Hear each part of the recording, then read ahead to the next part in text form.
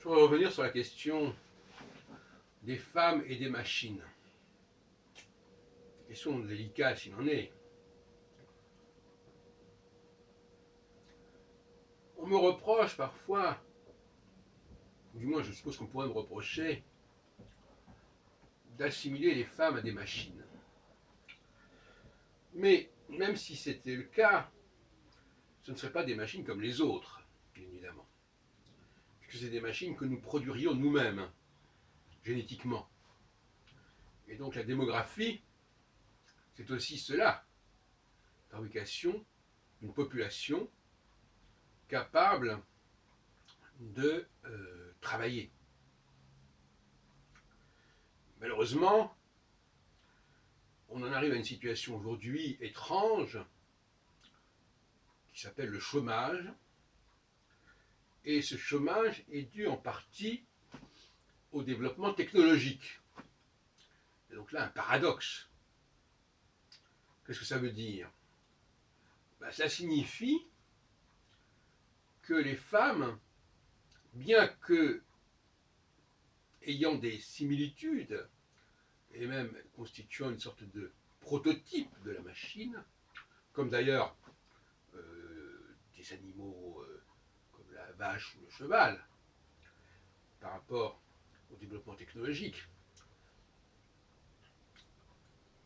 et qui ne peuvent plus jouer ce rôle en leur cas. Donc il y a une espèce de hiatus entre ce qu'on pourrait appeler des machines vivantes, nées de la biologie, nées de l'anatomie, nées de la génétique, et des machines qui sont fabriquées par des procédés techniques qu'on connaît bien. Et cette situation est inquiétante et n'est guère gérable à terme. Quel diagnostic porter sur cette situation?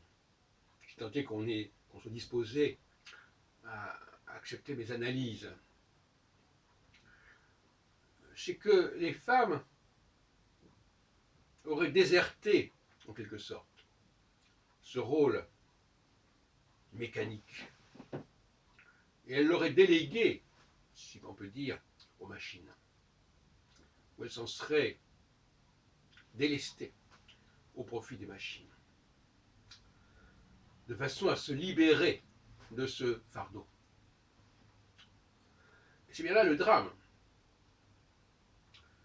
En refusant d'assurer et d'assumer un certain statut mécanique, si on peut dire,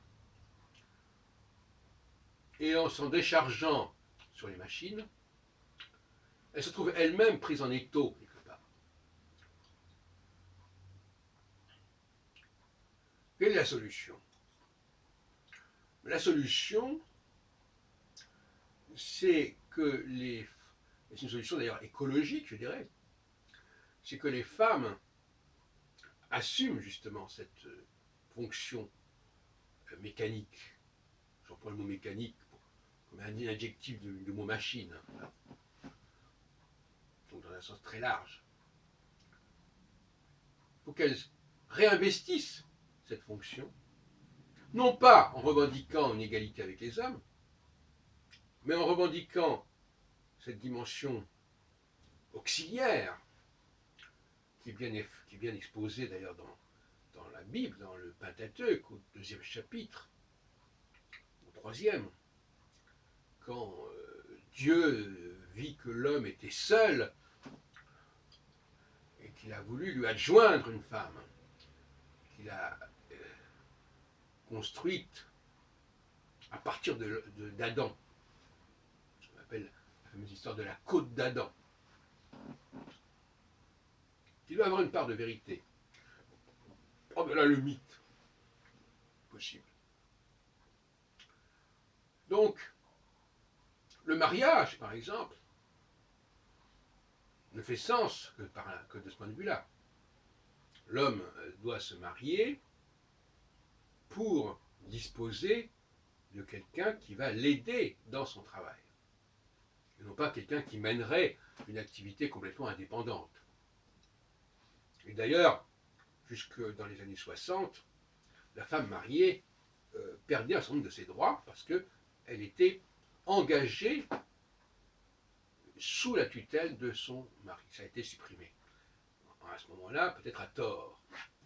Enfin, la mode étant ce qu'elle est. En tout cas, le dilemme, il est là actuellement. Ou bien les femmes réinvestissent ce rôle de la machine, ou bien elles se retrouvent exfiltrées en quelque sorte de la société par la machine. Et à ce moment-là, c'est une situation très grave à tout point de vue, parce que même la démographie devient un problème. Le fait de faire des enfants, si ces enfants ne servent pas à faire fonctionner la société, au niveau le plus basique, donc ne servent pas au niveau mécanique, eh bien cette démographie, elle ne fait plus sens.